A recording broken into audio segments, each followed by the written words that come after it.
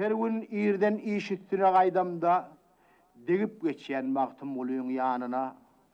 Onun adyny ýanglandyrıp aýdymda beýik heýkel gurduk onun şanyna. Magtymguly Pragyny görenler dünýäde 1000 ýyllap ýaşaýjak ýaly. Arman ýok dünýäde onu görenler, men kime bermeli iş bu tawaly. Magtymgulyň niçik adam bolanyny bugün ýaşaýanyň birem bilenak. Her kim aýdýar arzuwyny bolanyny, onu görenleri görüp bolanak. Meşhur şair, meşhur zergar bolsa da hiç zinete nakşetmeýändir şeklini. Ölüm onu dünýämizden alsa da dünýämiz saklapdyr onun aklyny. Akylyndan alıp çekdik şeklini. Akıllar erlerin aşıkları biz. Güller bilen bedap onun heykelini, guwanç bilen saklar yaş nesillerimiz.